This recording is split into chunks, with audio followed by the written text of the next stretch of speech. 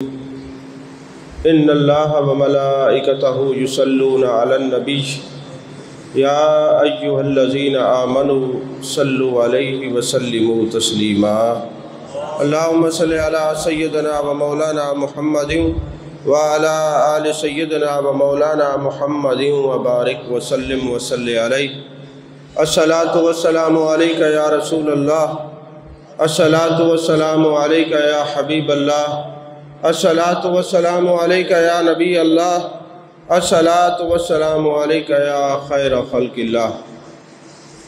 تمام تعریفیں اللہ تبارک و تعالیٰ کے لیے ہیں، جو خالق کائنات بھی ہے، مالک ششجہات بھی، جو احد بھی ہے، صمد بھی ہے، جس کی شان لم یلد بھی ہے ولم یولد بھی۔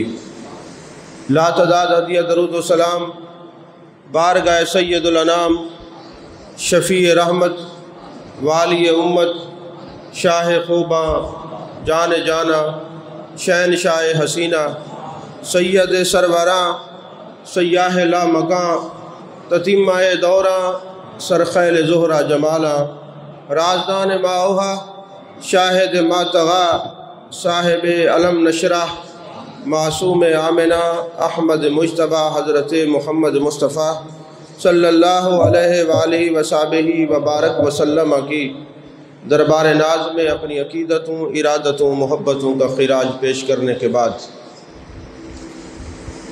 عزیزان محترم، جس طرح آپ نے آج کی گفتگو کا عنوان نیٹ پر ملاحظہ فرمایا کہ شان اولیاء پر آج میں نے کچھ گفتگو کرنی ہے۔ ویسے تو درس تصوف ہوتا ہی ہے، لیکن چونکہ اس ماہ مقدس میں بڑے بڑے اولیاء کے وصال ہوئے ہیں، تو مسجد میں ان کا تذکرہ نہیں ہو سکا اس طرح جس طرح ہونا چاہیے تھا۔ اس کی دو وجوہات ہیں۔ ایک تو یہ ہے کہ جو ایک موضوعات عوام کی طرف سے کہے جاتے ہیں کہ اس وقت ضرورت ہے یا وقت کی ضرورت کو محسوس کر کے اس پر گفتگو کی جاتی ہے۔ اب چونکہ یہ سفر کا مہینہ ختم ہونے والا ہے، تو اس مہینے میں بڑے بڑے اولیاء کرام کا وصال با کمال ہے، تو اس حوالے سے میں ذرا گفتگو کرنا چاہتا تھا کہ ولایت کہتے کس کو ہیں، ولی ہوتا کون ہے۔ اللہ تبارک و تعالیٰ نے قرآن مجید برہان رشید میں ارشاد فرمایا، فَاذْكُرُونِي أَذْكُرُكُمْ، تم میرا ذکر کرو میں تمہارا ذکر کروں گا۔ توجہ میری طرف رکھیں مہمانوں کو، بھی آپ بیٹھ جائیں۔ تم میرا ذکر کرو میں تمہارا ذکر کروں گا۔ اب یہ کیسے ہو سکتا ہے کہ بندہ اللہ کا ذکر کرے اور اللہ بندے کا ذکر نہ کرے؟ اللہ قرآن مجید برہان رشید میں ارشاد فرماتا ہے، ان اللہ لا یخلف المیعاد، اللہ جو بات کر دے وعدے خلافی اللہ نہیں کرتا۔ اللہ فرماتا ہے تو میرا ذکر کر میں تیرا ذکر کروں گا۔ اب آپ تو کریں بندوں میں بیٹھ کر خدا کا ذکر، اور پھر آپ کا ذکر بندوں میں نہ ہو، یہ وفا کے خلاف ہے۔ اور اللہ تبارک و تعالی کسی جگہ سے کسی ایک مقام پر متمکن ہونے سے پاک ہے، پھر اللہ تبارک و تعالی اپنے بندوں کا ذکر کرتا کیسے ہے؟ فرمایا، ان الذین آمنوا وعملوا الصالحات سیجعل لهم الرحمن ودا، کہ جو نیک عمل کرتے ہیں، ایمان لاتے ہیں، میں لوگوں کے دلوں میں ان کی محبتیں بٹھا دیتا ہوں۔ لوگوں کے دلوں میں ان کی محبتیں بٹھا دیتا ہوں۔ اور پھر ہر دل میں نہیں، حدیث پاک ہے جس دل میں رئی برابر بھی ایمان ہوا اس دل میں ولی کی محبت ہوگی۔ پتہ چلا ولی کی محبت کے لیے زیادہ نہیں تو رئی برابر ایمان کی ضرورت ضرور ہے۔ بات کو توجہ سے سنیے گا، میں نے کیا کہا ہے۔ ولی کی محبت کے لیے بہت زیادہ ایمان ہو جائے تو لوگ داتا علی حجویری بن جاتے ہیں، ایمان کی زیادتی ہو جائے تو حضور بابا فرید الدین گنج شکر بن جاتے ہیں۔ لیکن اگر اس درجے پر نہ بھی پہنچے تو کم از کم جس دل میں رائی برابر ایمان ہوگا اللہ اس دل میں ولی کی محبت کو ڈالے گا۔ اگر رائے برابر بھی ایمان نہ ہوا تو پھر حشر کیا ہوگا؟ پھر وہ اولیاء کے خلاف بولتا رہے گا۔ اور ویسے مثنوی شریف میں ہے کہ محبوب علیہ السلام نے فرمایا جب کسی بندے سے اللہ پیار کرتا ہے تو ولیوں کی شان بیان کرنے پر اس کی ڈیوٹی لگا دیتا ہے، اور جب اللہ کسی سے ناراض ہوتا ہے تو ولیوں کے خلاف بولنے کی اس کی ڈیوٹی لگ جاتی ہے۔ اب کوئی کہے جی میں حدیث کو نہیں مانتا، نہ مانو، تمہاری مرضی۔ قرآن میں اللہ نے فرمایا وَمَن يُضْلِلْ فَلَن تَجِدَ لَهُ وَلِيًّا مُرْشِدًا، اور جب اللہ کسی کو گمراہ کرتا ہے نہ کسی ولی کے پاس جانے دیتا ہے، نہ کسی مرشد کے پاس جانے دیتا ہے۔ تو اللہ فرماتے لا تبدیل لکلمات اللہ، میں جو بات کر دوں بدلی نہیں ہوتی، بالکل بات پکی ٹھکی بات ہے، جو کہہ دوں کوئی ذرا برابر شک نہ کرنا، میری بات سچی ہے، میں کوئی بات بدلی نہیں کرتا۔ باری تعالیٰ جب تو بات بدلی نہیں کرتا، وعدہ خلافی نہیں کرتا، ان چیزوں سے پاک ہے، پھر سمجھ میں نہیں آتا کہ یہ بندے تیرا ذکر کریں، پھر تو کیسے ان کا ذکر کرتا ہے؟ فرمایا جس دل میں ایک رائی برابر بھی محبت ہوتی ہے میں پھر ان دلوں میں اپنے ولیوں کی محبت کو بٹھا دیتا ہوں، پھر وہ جب اس دل میں ولی کی محبت آ جاتی ہے وہ اٹھتے ہیں تو ولی کا ذکر کرتے ہیں، بیٹھتے ہیں تو ولی کا ذکر کرتے ہیں، چلتے ہیں تو ولی کا ذکر کرتے ہیں۔ اس بات کو میں تھوڑا آسان کر دوں، بات جلدی سمجھ آ جائے گی کہ حضرت تاجدار گولڑا حضرت سیدنا پیر میر علی شاہ رحمت اللہ علیہ پاک پتن شریف گئے تو وہاں لوگ حق فرید یا فرید کے نعرے لگا رہے ہیں۔ کسی نے سوال کیا حضور والا آپ اتنے بڑے عالم، اتنے بڑے محدث، اتنے بڑے فقیہ، اتنے بڑے محقق، اتنے بڑے مجدد، اور پھر آپ میلے میں آئے ہیں اور سن رہے ہیں یہ لوگ حق فرید یا فرید کے نعرے لگا رہے ہیں، حضور ان کو منع نہیں کرتے؟ فرمایا میں کیسے منع کروں، مہر علی شاہ تو خود فاذکرونی اذکرکم کی تفسیر پڑھنے کے لیے آیا ہے۔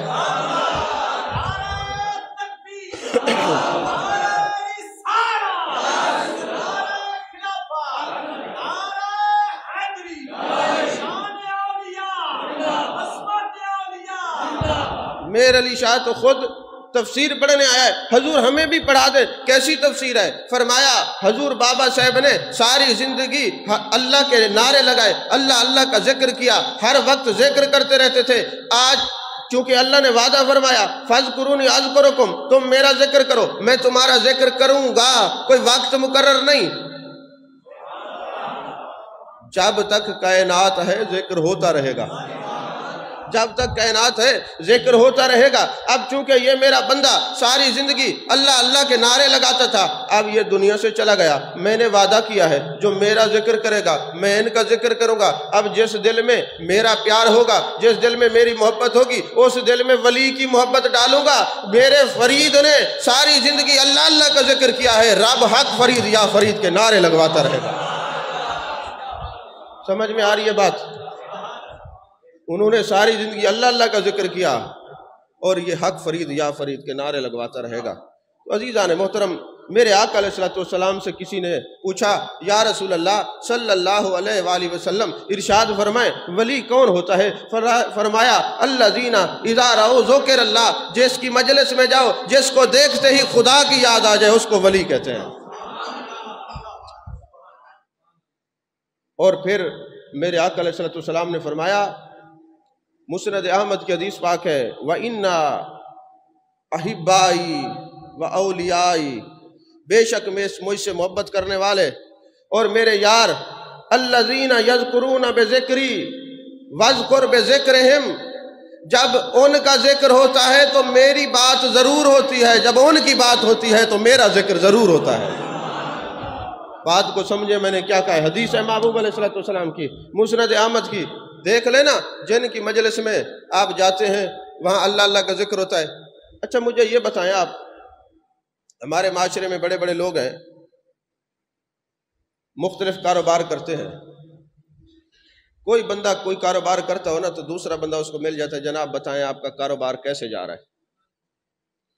کاروبار کی باتیں ہوتی ہیں، جو جس شعبے سے مبتلا ہوتا ہے وابستہ ہوتا ہے وہی اس شعبے کا ذکر ہوتا ہے۔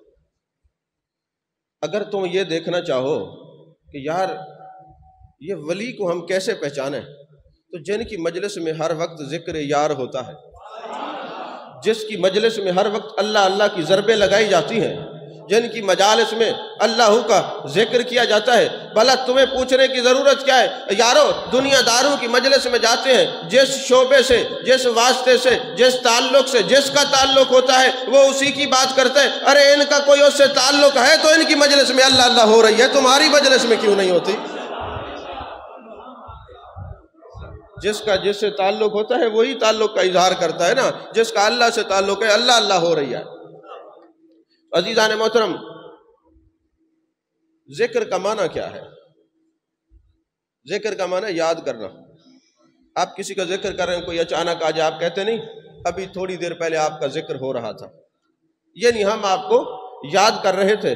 ویسے تو دیکھا جائے نا تو الا بذکر اللہ تطمئن القلوب، بے شک کسی چیز میں سکون نہیں ہے، سکون صرف اللہ کے ذکر میں ہے۔ اور ذکر سے مراد کیا ہے؟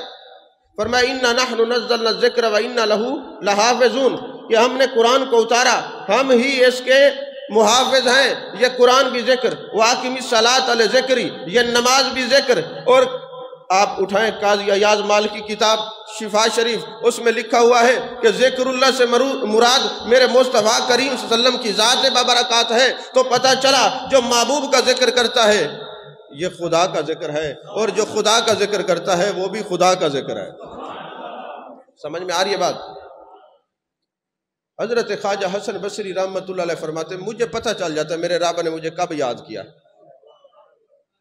تصوف کی بات ہے، مجھے پتہ چل جاتا ہے میرے رب نے مجھے کب یاد کیا۔ حضور کیسے پتہ چلتا ہے؟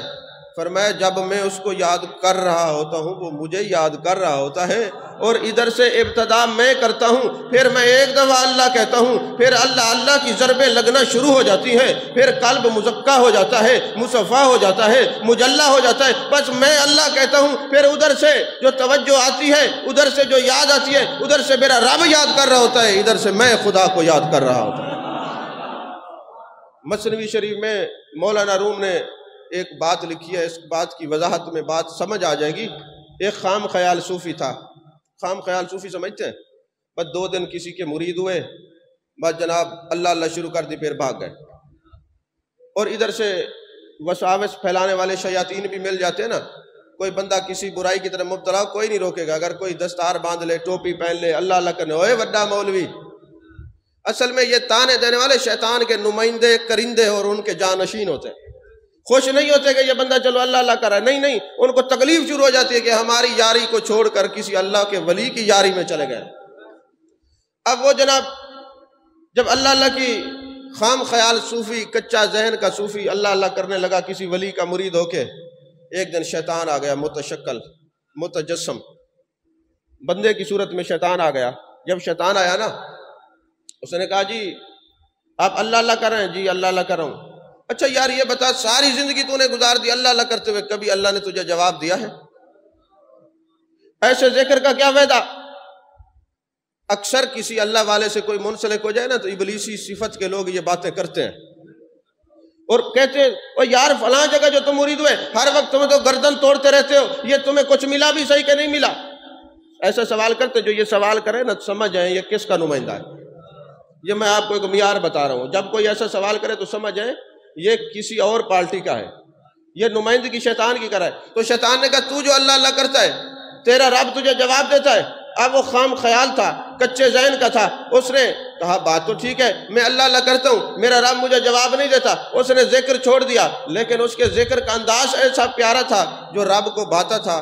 آپ نے اللہ تبارک و تعالیٰ نے حضرت خضر علیہ السلام کو اس کے دروازے پہ بھیجا، وہ خام خیال صوفی سے ملاقات کرتے ہیں، فرماتے تم نے ذکر کیوں چھوڑا؟ کہا میں جب ذکر کرتا ہوں تو مجھے جواب نہیں دیتا۔ فرمایا مجھے رب نے بھیجا ہے تیرے پاس، تجھے بتانے کے لیے آیا ہوں، رب نے پیغام دیا ہے میرا بندہ جب تو زبان سے ایک بار اللہ کہتا ہے وہ تیری طرف سے ہوتا ہے، جب دوبارہ تیری زبان میں اللہ اللہ جاری ہو جاتا ہے یہ میری طرف سے ہوتا ہے۔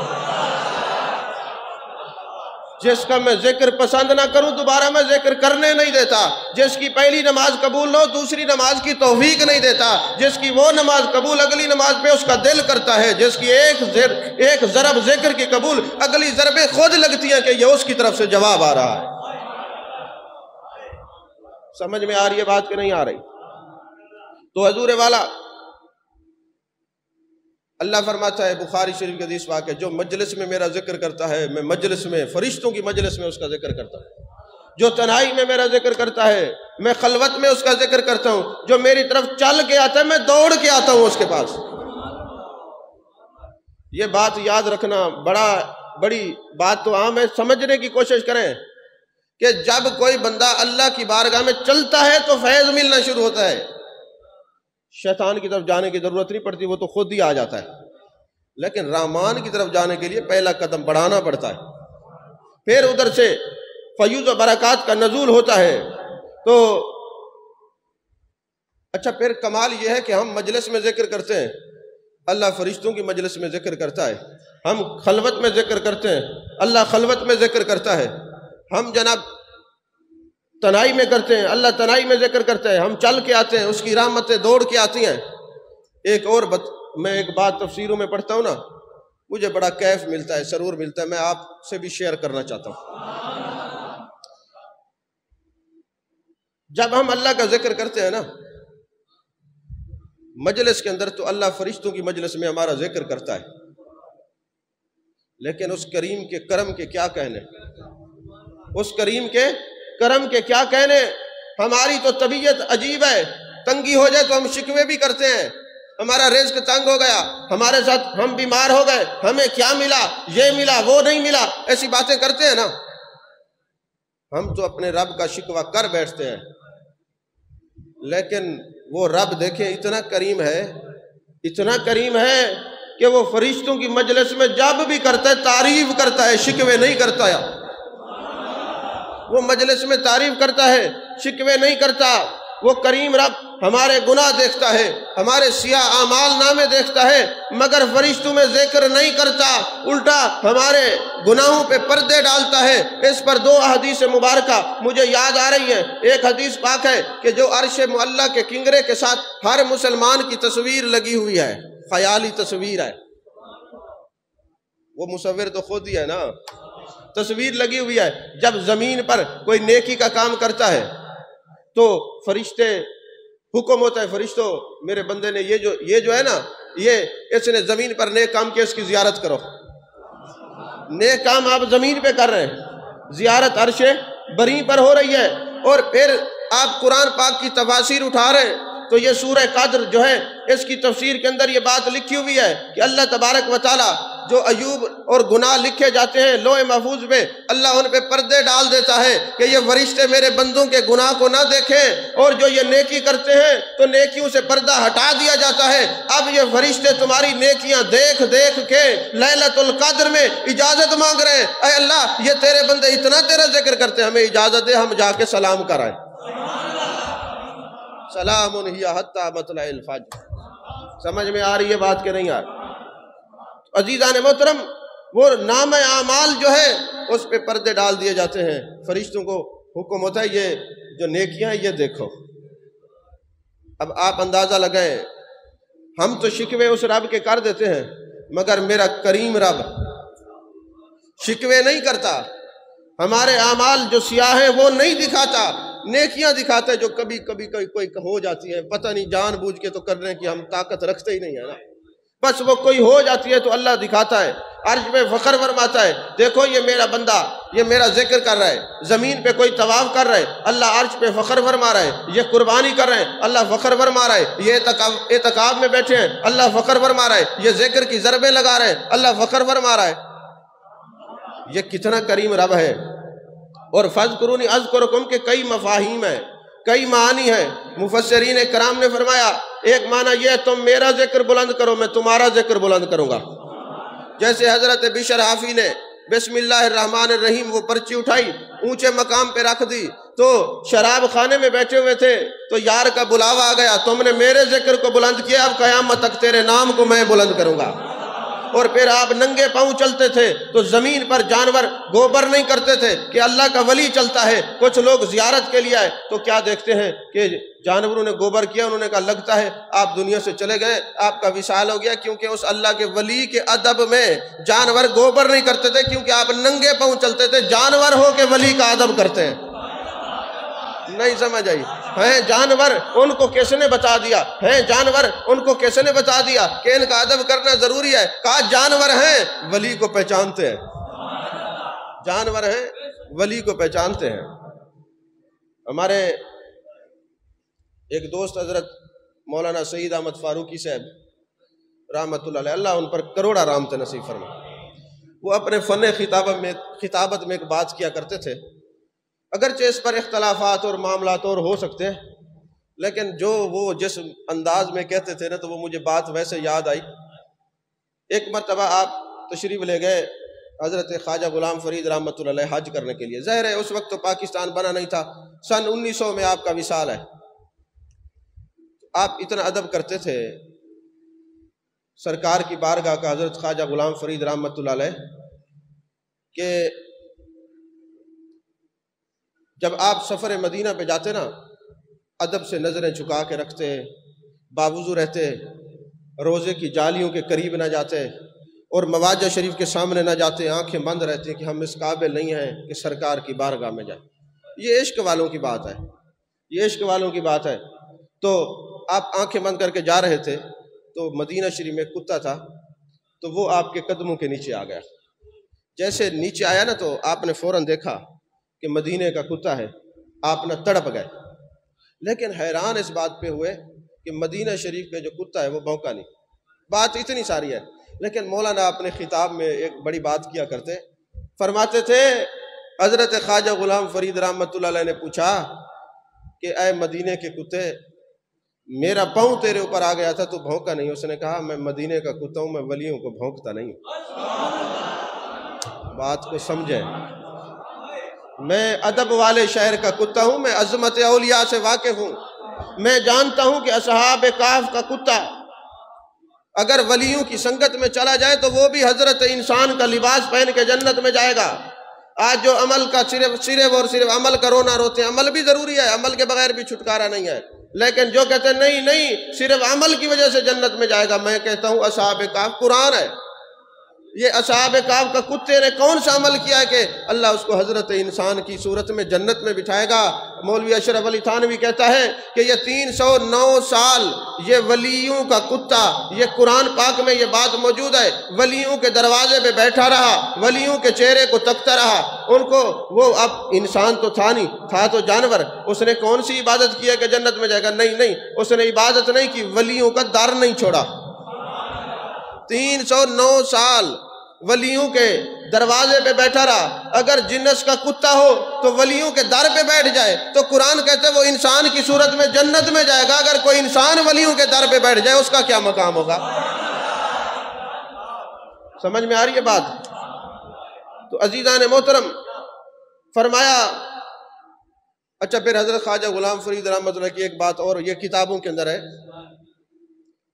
حضرت خواجہ غلام فرید رحمۃ اللہ علیہ کہ کچھ مریدین گئے حج کرنے کے لیے، تو جب حج کرنے کے لیے گئے تو وہاں راستے میں نا ان کو ڈاکو پڑ گئے، انہوں نے سامان بھی کھینچ لیا اور مارا بھی صحیح ٹکا کے۔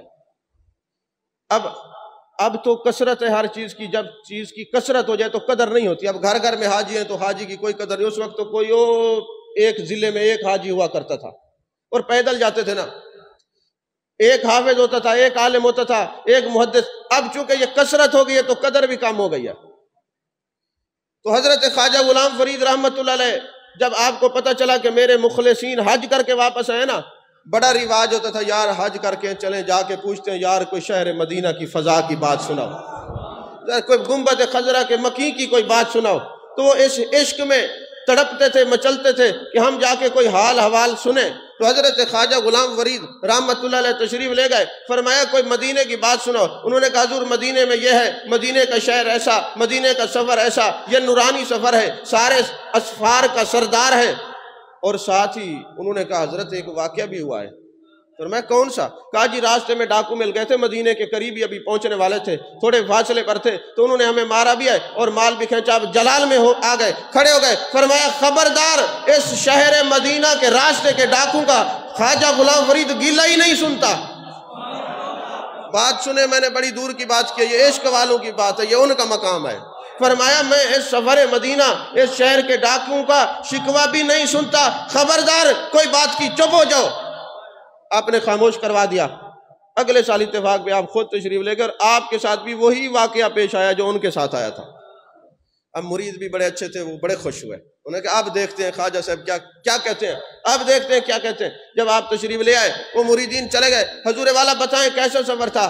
آپ نے فرمایا اس سفر سے بڑھ کر اور بڑا کون سفر ہو سکتا ہے؟ ارے حرمین شریفین کی زیارت نصیب ہوئی، گنبد خضرا کو دیکھا ہے، محبوب کے وہ نورانی رستوں کو دیکھا ہے۔ میں تو اس خیال میں چلتا تھا یہاں میرے محبوب کا قدم لگا ہوگا، یہاں میرے محبوب نے جبین نیاز جھکائی ہوگی، یہاں میرے محبوب نے آسمان کو دیکھا تو ہوگا۔ میں تو مدینے میں چلتا خود تھا لیکن خیال مصطفیٰ میں چلتا تھا، میں چلتا خود تھا مگر نگاہ مصطفیٰ میں چلتا تھا۔ ارے میں نے در و دیوار دیکھے ہیں تو میں نے چہرہ سرکار بھی ضرور دیکھا ہے، میں نے آسمان دیکھا ہے تو محبوب کی نگاہ کو بھی دیکھا ہے، میں نے کسی اور کو نہیں دیکھا۔ ارے میں تو ذکر مصطفیٰ میں چلتا بھی رہا ہوں، ذکر مصطفیٰ میں چلتا بھی رہا ہوں۔ انہوں نے کہا غریب نواز بھائی گالی دسو نا جڑا کچھ تھا۔ آپ نے فرمایا میں کیا بتاؤں؟ کہا جی ہم نے سنا ہے آپ کے ساتھ بھی وہی ہوا ہے۔ آپ نے فرمایا نہیں میں اس سفر میں جو تکلیفیں آئی ہیں میں شکایت نہیں کرتا، میں ان ڈاکوں کو بھی کچھ نہیں کہتا۔ کیوں؟ کٹیندے ہن مریندے ہن مدینے وال پچیندے ہن، کٹیندے ہن مریندے ہن مدینے وال پچیندے ہن، انہاں دی مار تو صدقے انہاں دے پیار تو صدقے۔ یہ عاشق ہے، یہ عاشقوں کی دنیا عجیب ہے، عاشقوں کی جو سوچ ہے وہ عجیب ہے۔ تو کہا کہ ایک تو یہ ہے کہ تم میرا ذکر بلند کرو میں تمہارا ذکر بلند کروں گا، دوسرا یہ تم میرے فرما بردار بن جاؤ، پوری کائنات تمہارے فرما بردار بنا دوں گا، تمہاری مسخر کر دوں گا، تم میرے ذکر میں فنا ہو جاؤ میں دنیا سے بے نیاز کر دوں گا۔ اور دیکھیں نا محبت یار کا جو مرکز ہے وہ دل ہے، ایسا ہے کہ نہیں ہے؟ محبت یار کا مرکز دل ہے۔ ایک عاشق رسول گئے نا مدینے میں، آج پتہ نہیں میں نے جو تقریر تیار کی اس طرف جا ہی نہیں رہا، بھی ٹائم بھی ختم ہو گیا۔ ایک عاشق گئے نا مدینے میں، جب وہاں پہ پہنچے نا تو دیکھتے رہے چلتے رہے پھرتے رہے، جب پہنچے نا مسجد نبی شریف میں تو ایک دم چونک گئے کہ محبوب علیہ السلام کا روضہ مبارکہ امام کی اس طرف ہے، یعنی امام نماز پڑھا رہا ہو نا تو بائیں طرف روضہ مبارکہ ہے۔ اچھا وہ عاشق رسول تھے اور بڑے سوچتے رہے کہ حدیث پاک کے اندر ہے کہ جب آپ اپنے علاقے میں ایون کہ آپ مسجد حرام میں بھی جائیں نا تو امام کے دائیں سائڈ پہ کھڑے ہوں زیادہ ثواب ملتا ہے، لیکن محبوب نے فرمایا لوگو جب میری مسجد نبی شریف میں آؤ تو امام کے بائیں سائڈ پہ کھڑے ہو جو زیادہ ثواب ملتا ہے، زیادہ ثواب ملتا ہے۔ بھئی اگر آپ کہیں میں آپ سے پوچھوں یار یہ زیادہ ثواب کیوں ملتا ہے تو آپ کہیں گے جی ادھر روزہ ہے۔ میں کہتا ہوں جب محبوب نے فرمایا تھا کہ بائیں سائڈ پہ زیادہ ثواب ہے اس وقت تو روزہ نہیں تھا، بات کوئی اور ہے، بات کوئی اور ہے جو آپ سمجھے نہیں۔ محبوب نے فرمایا عرب و عجم کی جس مسجد میں جاؤ، برے صغیر کی جس مسجد میں جاؤ، حجاز مقدسہ کی جس مسجد میں جاؤ، امام کے دائیں سائڈ پہ کھڑے ہو کے نماز پڑھنا تمہیں ثواب زیادہ ملے گا، لیکن جب میری مسجد میں آنا مسجد نبی شریف میں تو بائیں طرف پہ کھڑے ہو کے نماز پڑھنا تمہیں ثواب زیادہ ملے گا۔ کیوں؟ اس لیے کہ جب تمہاری مسجد میری مسجد کی مانند نہیں ہو سکتی تم میری مثل کیسے ہو سکتے ہو؟ بات میں نے جو کہنی تھی کہہ دی، جو سمجھ گیا وہ سمجھ گیا، بات جو کہنی تھی میں نے کہہ دی۔ فرمایا جب تمہاری مسجد میری مسجد سے نہیں مل سکتی تم میری مثل کیسے ہو سکتے ہو؟ خیر وہ جو عاشق تھے نا وہ جب گئے انہوں نے کہا کھانا کھانا ہو دائیں ہاتھ سے، ہاتھ ملانا ہو دائیں ہاتھ سے، چلنا ہو دائیں ہاتھ پہ۔ یہ دائیں کا بڑا معاملہ ہے، لیکن عجیب بات ہے مدینے آیا ہوں تو یہ محبوب کا روزہ بائیں طرف ہے۔ اب عاشق کی سوچ دیکھیں، عاشق جب بھی سوچتا ہے یار کو سوچتا ہے، عاشق جب بھی سانس لیتا ہے یار کے نام پر سانس کی مالا جپتا ہے، وہ کسی اور کا ذکر نہیں کرتا۔ لوگ یہ سمجھتے ہیں یہ خاموشی سے بیٹھا ہے وہ تو اپنے یار کا ذکر کر رہا ہے، سانس بھی سانس کی ڈوری بھی ذکر محبوب سے چل رہی ہوتی ہے۔ اب وہ بیٹھے نا ریاض الجنہ میں یہ سوال لے کے بیٹھ گئے، دل کی آنکھیں کھلیں، جمال جہاں آرا کا دیدار ہوا، شاہ خوباں جلوہ گر ہوئے، شہنشاہ حسینہ کی زیارت ہوئی۔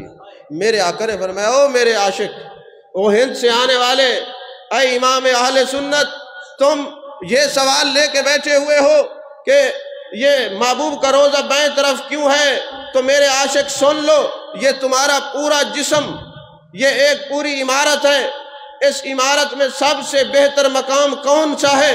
عرض کرنے لگے حضور دل ہے۔ فرمایا دل کس طرف ہے؟ کہنے لگے بائیں طرف ہے۔ فرمایا جب دل بائیں طرف ہے تو دل بھر کا ڈیرا بھی بائیں طرف ہی ہوگا نا۔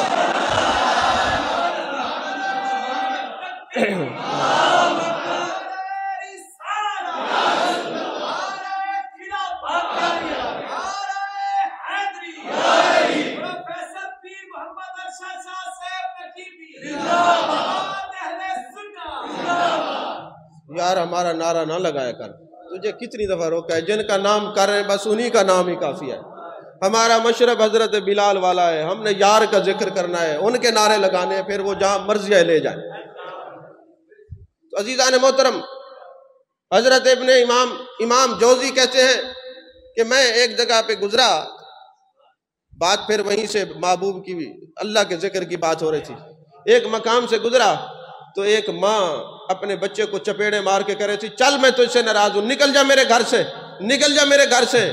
ابن جوزی کہتے ہیں میرا گزر ہوا تو بچے نے، ماں نے دروازہ بند کیا ہوا تھا، بچہ چوکھٹ پہ پڑا ہوا رو رو کے کہہ رہا تھا ماں آج غلطی ہوئے دوبارہ نہیں ہوگی، میرے لیے دروازے بند نہ کر۔ ابن جوزی کہتے ہیں میں تڑپ گیا، ارے جس ماں نے پیدا کیا ہے یہ بچہ اس کے بغیر نہیں رہ سکتا، اس دروازے کے بغیر کوئی اور دروازہ نہیں، تو جس رب نے خلق کیا ہے اس کے دروازے کے بغیر اور کون سا دروازہ ہو سکتا ہے۔ امام اوزاعی کہتے ہیں میں گیا، طواف کر رہا تھا، ایک بندہ کہتا ہے لبیک اللہم لبیک، بیت اللہ سے آواز آتی ہے لا لبیک لا لبیک۔ میں نے کہا حضرت اتنا تجھے جب لا لبیک کی آوازیں آ رہی ہیں تو آتا کیوں ہے؟ اس نے کہا حضرت آپ نے تو ایک دفعہ سنا ہے، مجھے تو 12 سال اور 24 سال دو روایات ہیں، 24 سال ہو گئے، جب بھی آتا ہوں لبیک اللہم لبیک کہتا ہوں، آواز آتی ہے لا لبیک۔ ارے امام اوزاعی بتا تو صحیح کوئی اور در ہو تو میں کہاں جاؤں، در جو ایک ہے، در جو ایک ہے، در کوئی اور ہوتا تو میں چلا جاتا، در ایک ہے۔ تو جن لوگوں کو ذکر مصطفیٰ اور ذکر خدا کی لذت پڑ جاتی ہے ان کے عجیب ادوار ہوتے ہیں، جیسے حضرت ابو بکر شبلی رحمت اللہ علیہ ہاتھ میں مٹھائی کا تھیلا رکھتے ہیں، جب کوئی کہتے ہیں اللہ، آپ وہ مٹھائی کا ٹکڑا اس کے منہ میں ڈال دیتے ہیں، کہتے تم نے میرے یار کا ذکر کیا، لو منہ میٹھا کر لو، میرے یار کا ذکر بھی میٹھا ہے اس لیے تیرا منہ میٹھا کروا رہا ہوں۔ اور ایک وقت آیا ہاتھ میں تلوار لے کے کھڑے ہو جاتے ہیں کہ جو بھی اللہ کہتا ہے، کہتے تم نے میرے یار کا نام بغیر وضو سے لیا ہے۔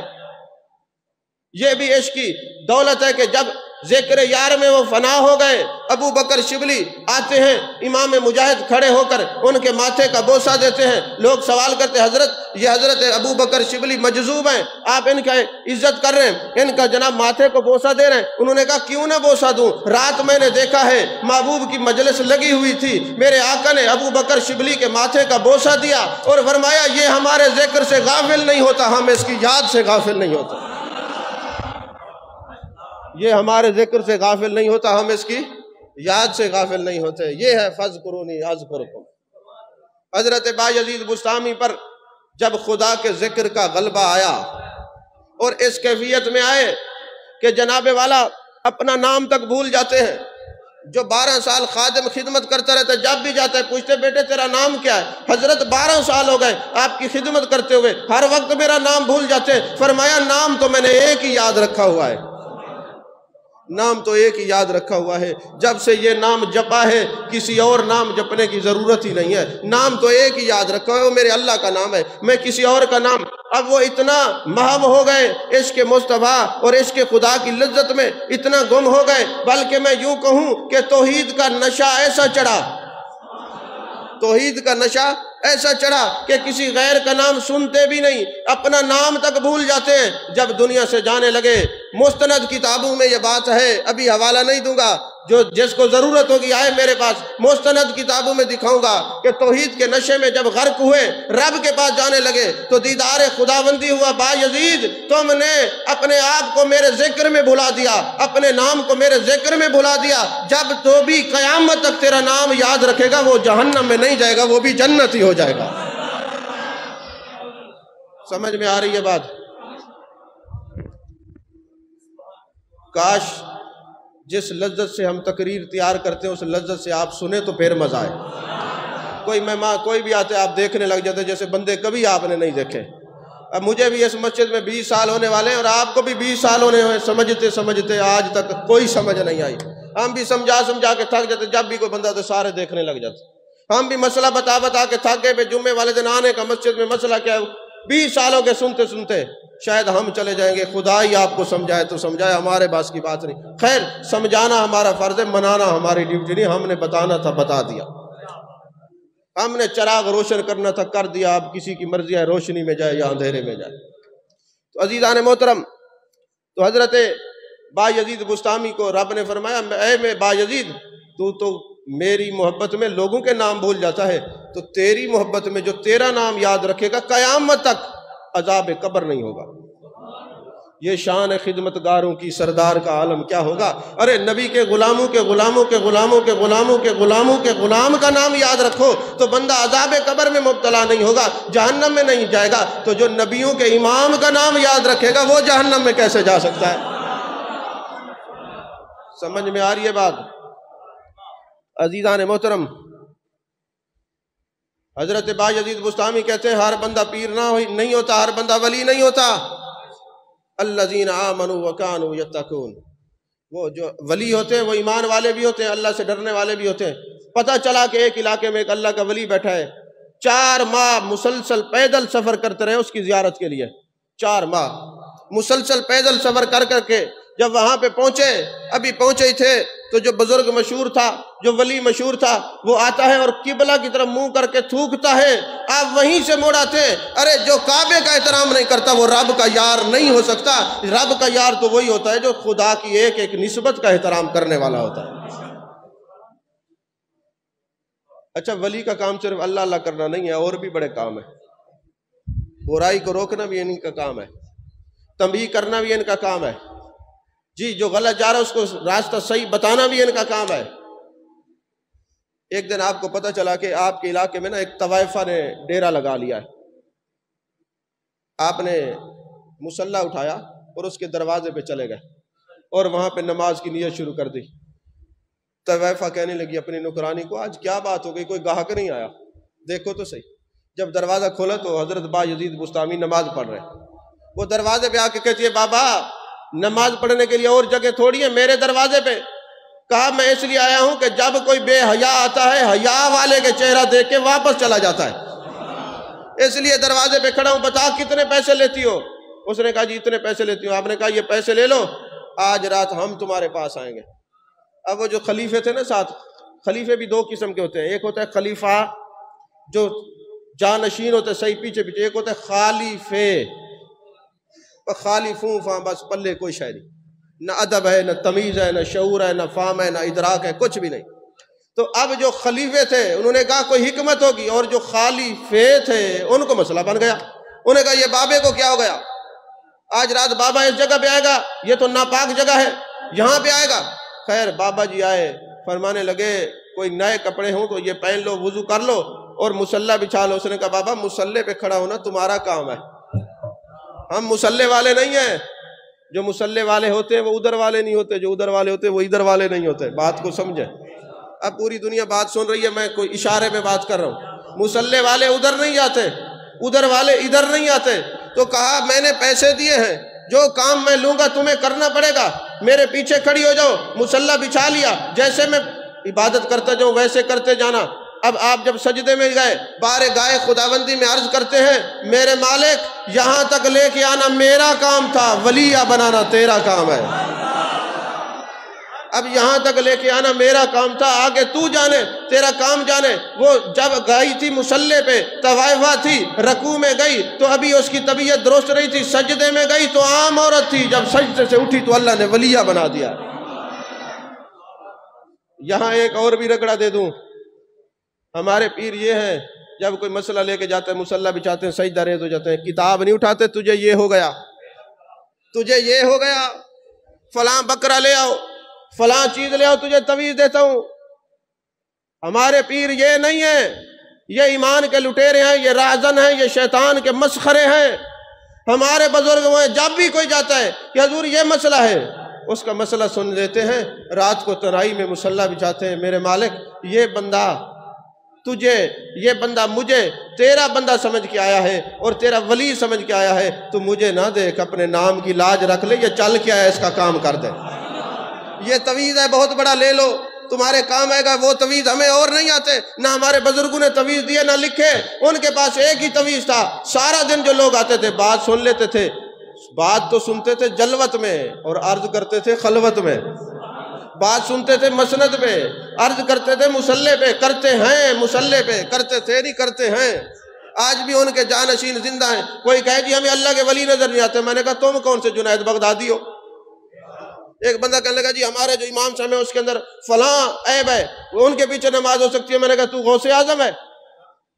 جیسا تمہارا دماغ ویسے تمہارے امام، جیسے تمہاری نیت ہے ویسے تمہیں بزرگ بھی ایسے ہی ملتے ہیں۔ تم جو طویل دھاگے کے والوں کے پاس جاؤ گے تو ایسے ہی ملیں گے۔ کبھی اس وادی سے نکل کے آؤ نا کسی اللہ والے کی بارگاہ میں، تمہیں پتہ چلے گا یہ رستہ کیسا ہے۔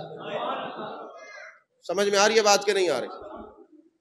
تو دوستو ہمارے بزرگ وہ ہیں جو لوگوں کو طویل دھاگوں کی طرف نہیں، وہ نہیں کہتے تیرا رزق باندھ دیا، تیری اولاد باندھ دی، تیرا فلاں ہو گیا فلاں ہو گیا فلاں۔ اس بات سے کئی لوگ چڑھتے بھی ہیں، بعد میں تذکرے بھی کرتے رہے، میں کون سا پیسے لیتا ہوں، میں کسی کا نوکر نہیں ہوں، میں زہرا کے بابا کا نوکر ہوں۔ بات وہ کریں گے جو قرآن و حدیث کے مطابق ہوگی۔ میں بڑے ناز سے یہ بات کر رہا ہوں، ولی وہ ہوتا ہے کہ وہ خلوت میں، وہ جلوت میں مسئلے سنتا ہے، خلوت میں اپنے رب کو بتاتا ہے، صلاۃ الحاجات پڑھتا ہے، نوافل پڑھتا ہے، اور کہتا ہے میرے مالک یہ جو میں نے شکل بنائی ہوئی ہے نا، تجھے تو پتہ ہے میں جیسا بھی ہوں، تو جانتا ہے، لیکن میں نے یہ جو روپ ہے نا تیرے یاروں والا بنایا ہوا ہے، تیرے یار ایسے لباس پہنتے، یہ بندہ آیا ہے اور یہ مجھے تیرا یار سمجھ کے آیا ہے، تو مجھے نہ دیکھ، اپنے نام کی لاج رکھ لے، اس کا کام کر دے۔ ابھی وہ مصلی سے اٹھتا نہیں، اللہ اس کا کام کر دیتا۔ یہ ہے ولایت، یہ ہے پیری مریدی۔ سمجھ میں آ رہی ہے بات؟ تو عزیزان محترم، کسی نے حضرت بایزید بستامی سے پوچھا حضور یہ بتائیں کرامت کیا ہوتی ہے؟ آپ نے فرمایا اللہ کے سوا دل میں کوئی اور نہ ہو، یہ کرامت ہے۔ سمجھ میں آئی یہ بات؟ آپ بھی صاحب کرامت بننا چاہتے ہیں نا، تو فتویٰ بایزید بستامی کا ہے۔ فرمایا حضور کرامت کیا ہے؟ فرمایا اللہ کے سوا دل میں کوئی اور نہ ہو، یہ کرامت ہے۔ کہا سائل نے کہ جب آپ اپنے مرشد کے پاس گئے تھے تو آپ نے کرامت مانگی تھی؟ آپ نے فرمایا نہیں، جو طالب ہوتے ہیں کریم کے وہ کرامت کے طالب نہیں ہوتے، جو کرامت کے طالب ہوتے ہیں وہ اس کریم کے طالب نہیں ہوتے۔ نہیں سمجھ آئی بات آپ کو؟ تو عزیزان محترم، جو یاد محبوب میں گم ہو جاتے ہیں انہی کے سینے حکمتوں کا مظہر بنتے ہیں۔ جو یاد ذکر خدا میں گم ہو جاتے ہیں، ذکر مصطفیٰ میں گم ہو جاتے ہیں، جب وہ آنکھیں بند کرتے ہیں تو دل کا آئینہ روشن ہوتا ہے، اس آئینے پہ حسن مصطفیٰ جھلکتا ہوا نظر آتا ہے۔ جیسے حضرت میمونہ رضی اللہ تعالیٰ عنہ کے پاس ایک آئینہ تھا، ایک شیشہ تھا۔ شاہ عبدالحق محدث دہلوی علیہ الرحمہ نے لکھا کہ محبوب اس شیشے کو دیکھتے تھے، شیشہ بھی بڑا عاشق تھا، شیشہ بڑا عاشق تھا۔ اس نے کہا میرا یار مجھے دیکھے اور میں یار کو نہ پاؤں۔ بات بڑی تصوف کی ہے اس میں۔ ابھی دیکھیں نا، وہ کسی نے پوچھا حضرت جنید بغدادی آلوسی رحمۃ اللہ سے کہ جب بندہ مرید ہو جائے تو کیسا ہو جائے؟ آپ نے فرمایا خالطوہم لتکونوا بمثلہم، ایسا ہو جائے کہ جو مرید کو دیکھے مرید میں شکل پیر کی نظر آئے۔ جو اس درجے کا ہے وہ تو کہے میں مرید ہوں، ورنہ جھوٹ نہ بولے۔ میں نہیں کہہ رہا، بغدادی آلوسی فرما رہے ہیں، بغدادی آلوسی رحمت اللہ علیہ فرما رہے ہیں کہ خالطوہم لتکونوا بمثلہم، ایسا خلط ملط ہو جاؤ، ایسا خلط ملط ہو جاؤ کہ تمہیں نہ دیکھے جو تمہیں دیکھے پیر نظر آئے۔ تو وہی آئینہ جو تھا وہ سمجھدار تھا۔ اچھا اب آپ کہیں گے کہ آئینہ کیسے مرید ہو گیا؟ مجھے یہ بتائیں، ارسلت الی الخلق کافہ، جتنی چیزیں اللہ نے تخلیق کی ہیں سب کے آپ رسول ہیں۔ آپ حجر کے بھی رسول، آپ شجر کے بھی رسول، آپ پتھر کے بھی رسول، آپ در و دیوار کے بھی رسول، آپ زمین کے بھی رسول، آپ آسمان کے بھی رسول، اس آئینے کے بھی۔ اب وہ امتی دیکھے محبوب کے چہرے کو۔ اب میں کہتا ہوں اس آئینے نے دیکھتے دیکھتے دیکھتے میرے آقا کی صورت کو اپنے اندر سمو لیا تھا۔ اب جب میرے آقا دنیا سے ظاہری طور پہ وصال فرما گئے نا، جس کسی صحابی کا دل کرتا کہ میں جا کے رخ محبوب کو دیکھوں، حضرت میمونہ کے دروازے پہ دستک دیتے اور کہتے بڑی اداسی ہے اماں جان، بڑا دل کر رہا ہے کہ ودھا کے چہرے کو دیکھوں، واللیل کے زلفوں والے محبوب کو دیکھوں۔ حضرت میمونہ شیشہ دکھاتی، اس شیشے میں دیکھنے سے اپنا آپ نظر نہ آتا بلکہ چہرہ مصطفیٰ نظر آیا کرتا تھا۔ اچھا وہ شیشہ محبوب کے سامنے رہا نا تو صورت آ گئی نا، تو جو مرید پیر کے سامنے رہتا ہے اسی کے اندر یار کی صورت آتی ہے، ویسے آتی نہیں ہے۔ یہ ہے خالطوہم لتکونوا بمثلہم۔ اللہ تعالی ہم سب کو صحیح معنی میں تصوف کی سمجھ عطا فرمائے۔ وآخر دعوانا الحمدللہ رب العالمین۔